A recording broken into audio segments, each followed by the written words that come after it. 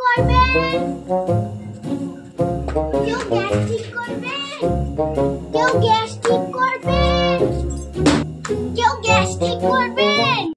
দিদি গ্যাস ঠিক করবেন? কে? গ্যাস ঠিক করি, গ্যাস কি ঠিক করাবেন?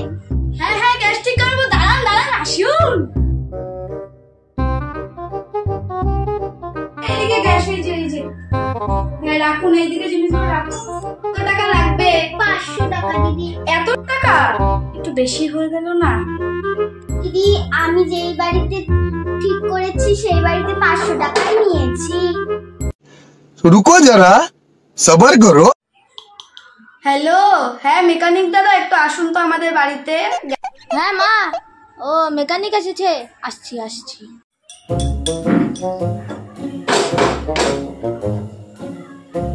দিদি এসেছি। আসছেন? আসুন আসুন। এসেছি, বলুন। দেখো তো, তুমিও একটা মেকানিক, উনিও একটা মেকানিক, উনিও কাছে উনি 500 টাকা চাইছে, তুমি কত টাকা চাবে বলো তো? আমি হলে 300 টাকার বেশি নিতাম না। শুনুন তো, আপনি শুনুন শুনুন। আরে আমি করছি তো। আপনি শুনুন, আপনি বেশি টাকা নেবেন তো, আমি আপনার থেকে কম নেব তাই উনি আমাকেই ডেকেছে।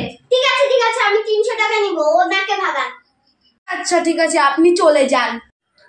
তা আমাকে ডাকলেন কেন এখানে?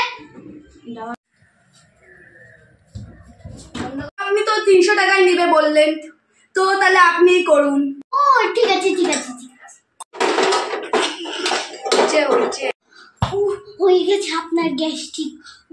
ধুর, দিচ্ছে তো কম টাকা, আবার এত খাটনি করতে হচ্ছে, অন্য বাড়িতে করতেই হয়। আপনাকে আপনার 300 টাকা দিয়ে দিচ্ছি, দাঁড়ান। ও আয়, টাকাটা দিয়ে যা।